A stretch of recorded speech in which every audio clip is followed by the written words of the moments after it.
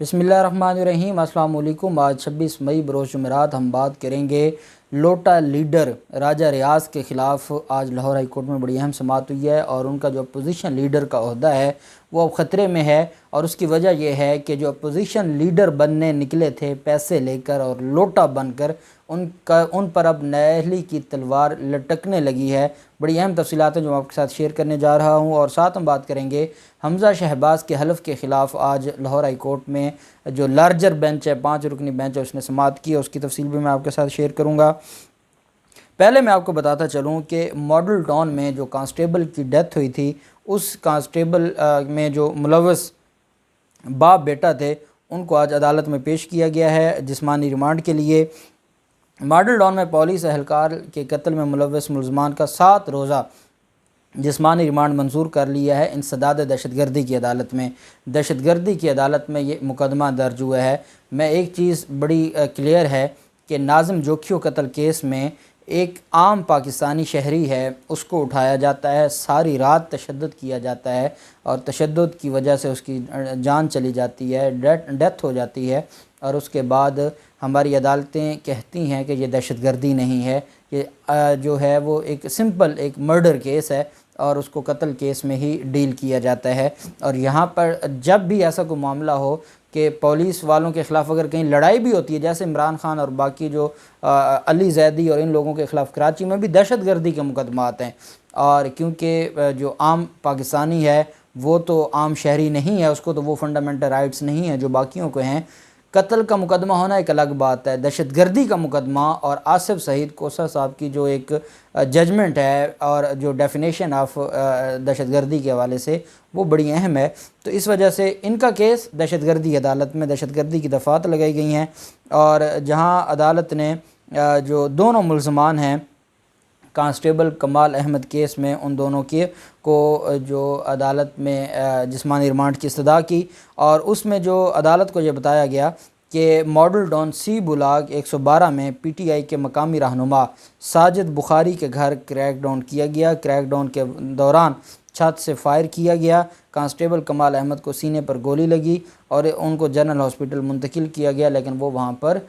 دم توڑ گئے۔ اور جو انہوں نے ایف آئی آر تحریر کروائی، اس میں یہ کہا گیا ان کی طرف سے کہ ہم کرایہ داری کا سرچ آپریشن کر رہے تھے رات کے 2 بجے، اور کرایہ داری چیک کرنے کے لیے ہم پھلانگ رہے تھے دیواریں، اور اس وقت یہ وقوع ہوا، اور یہ سارا معاملہ اصل میں یہ دہشت گردی کا جو انہوں نے دفعات ایڈ کی ہیں، دہشت گردی کی دفعات الٹیمیٹلی ختم ہو جائیں گی۔ یہ معاملہ سیشن عدالت میں چلا جائے گا، اور پھر جو انہوں نے وقوع بنایا ہے، جو ان کے اور ان کے پولیس افسران کے بیانات ہیں، جو ویڈیو ہیں، جو آرٹیکل 164 قانون شہادت آرڈر کے تحت ایڈمیزیبل ہیں ان ایویڈنس، وہ کچھ اور کہتی ہیں، وقوع جو انہوں نے ایف آئی آر میں لکھا ہے وہ کچھ اور ہے۔ اس کنٹراڈکشن کی وجہ سے، یہ ان کے اپنے بلنڈر کی وجہ سے ملزمان کو بینیفٹ ہو جائے گا، اور یہ جو معاملہ ہے یہ کہیں اور چلا جائے گا۔ آج مریم نواز بھی خیر پہنچی ہیں، اور کاش مریم نواز ان پاکستان تحریک انصاف کے جو وہ بھی پاکستانی ہیں اور وہ وزیر اعظم اگر بنی پھرتی ہیں،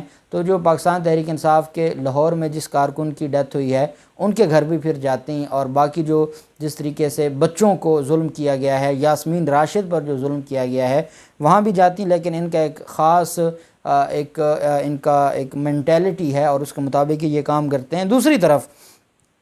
حمزہ شہباز کے خلاف جو حلف کا معاملہ ہے، اور جس میں یہ کہا گیا کہ چیف جسٹس امیر بھٹی صاحب کے 2 احکامات ہیں اور ایک فیصلہ ہے جسٹس جواد حسن صاحب کا۔ پاکستان تحریک انصاف نے یہ درخواستیں، اور 17 ایم پی ایز ہیں پاکستان تحریک انصاف کے جنہوں نے 3 انٹرا کورٹ اپیل فائل کی تھیں۔ اس میں جو امتیاز صدیقی صاحب ہیں، آپ جانتے ہیں کہ جو آنریبل ہمارا بینچ ہے لاہور ہائی کورٹ کا، اور جسٹس صداقت علی خان کی سربراہی میں، اور اس میں جو آنریبل جسٹس شہرام سرور صاحب بھی ہیں، جسٹس شاہ جمیل خان صاحب بھی ہیں، اور جسٹس جو اس میں طارق سلیم صاحب بھی ہیں۔ تو یہ جو بینچ ہے یہ اس کیس کو سن رہا ہے اور اس کیس کو دیکھ رہا ہے، اور اب جو آج سماعت ہوئی ہے اس میں جو پاکستان تحریک انصاف کے وکیل ہیں انہوں نے اپنے آرگومنٹس مکمل کیے ہیں۔ انہوں نے کہا ہے کہ آئین بڑا کلیئر ہے، آئین یہ کہتا ہے کہ ہم جب سپریم کورٹ میں کوئی درخواست دائر کرتے ہیں یا ہم کوئی درخواست دائر کرتے ہیں جب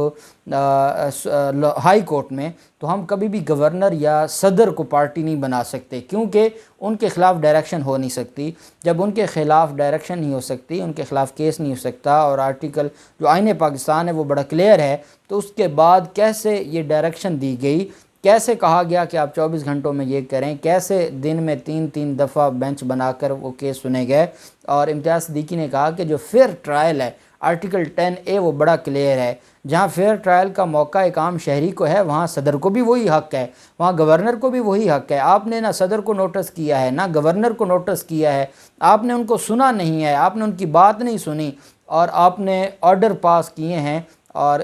جب آئین پاکستان یہ کہتا ہے کہ کوئی بھی کرمنل، سول یا کانسٹیٹیوشنل جو پروسیڈنگز ہیں وہ شروع نہیں کی جا سکتی گورنر یا صدر کے خلاف، ان کو ایک پریولیج حاصل ہے۔ جب ان کے خلاف دہشت گردی کا اگر کوئی مقدمہ ہے یا کوئی قتل کا مقدمہ ہے یا کوئی کرمنل کیس ہے، وہ نہیں ان کو پریولیج حاصل ہے کہ جب تک وہ اس عہدے پر بیٹھے ان کے خلاف نہیں ہو سکتا۔ تو پھر یہ ہائی کورٹ نے 3 آرڈرز یکے بعد دیگرے اور ایک ہی اکرنس پر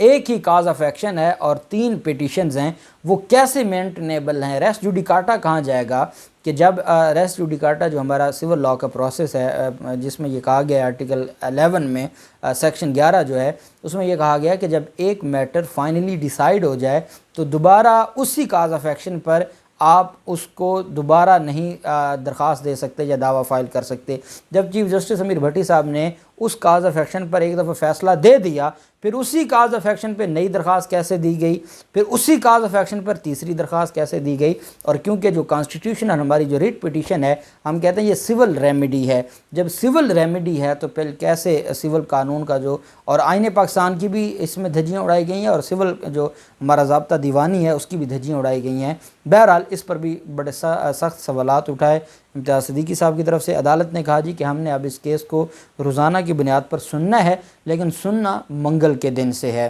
آج جمعرات ہے، جمعہ، ہفتہ اتوار، سوموار اور منگل کو دوبارہ اس کے اوپر سماعت ہوگی، کمنگ جو ٹیوزڈے ہے، اور وہاں سے پھر ڈیلی بیسس پر عدالت اس معاملے کو سنے گی۔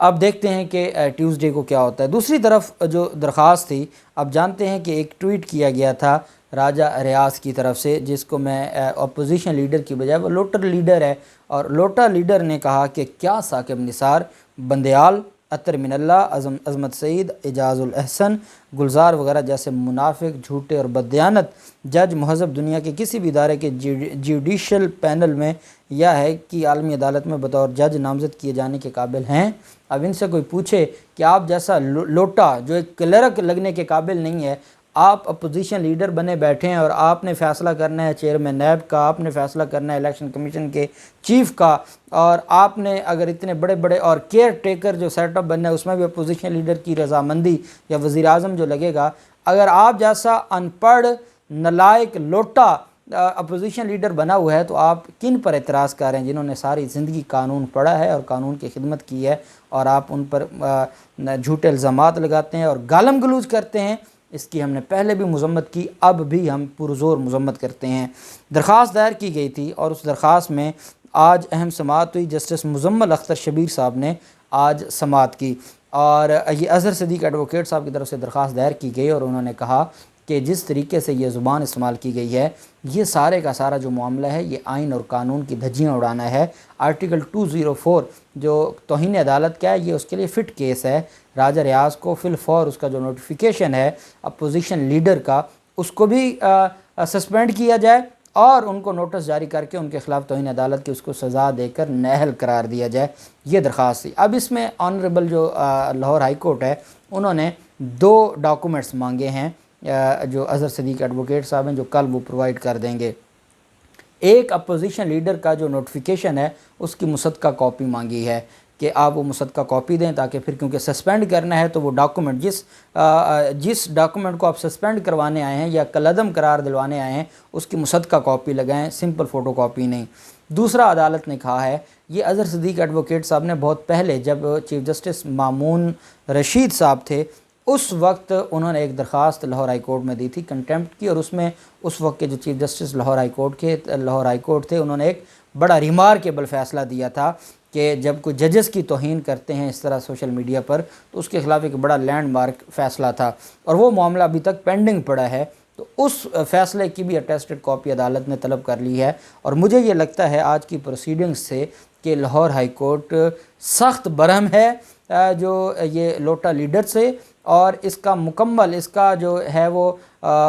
اس کا پکا علاج کرنے کے لیے، اس کے خلاف جو ایک تگڑا فیصلہ جاری کرنے کے لیے عدالت نے کہا کہ یہ 2 ڈاکومنٹس آپ جمع کروائیں، پھر اس کے بعد ہم آپ کو سن کے اس پر فیصلہ دیں گے، اور یہ صبح جمع ہو جائیں گے، اور کل ہی مجھے امید ہے کہ اس کے اوپر دوبارہ سماعت ہو جائے گی، اور عدالت اپوزیشن لیڈر کا اگر نوٹیفیکیشن سسپینڈ کر دیتی ہے، دیکھیں جو الفاظ استعمال کیے گئے ہیں اس میں مزید کسی بھی طرح سے، اور اس وقت تک جب میں آپ سے بات کر رہا ہوں یہ میڈیا کے اوپر، سوشل میڈیا کے اوپر یہ ٹویٹر جو ان کا اکاؤنٹ ہے یہ چلا ہے، اور اس نے ابھی تک معافی تک بھی نہیں مانگی۔ اس کو پتہ ہے کہ یہ لاہور ہائی کورٹ میں معاملہ چلا گیا ہے، لیکن اس نے یہ معافی نہیں مانگی، تو یہ اس کو بہت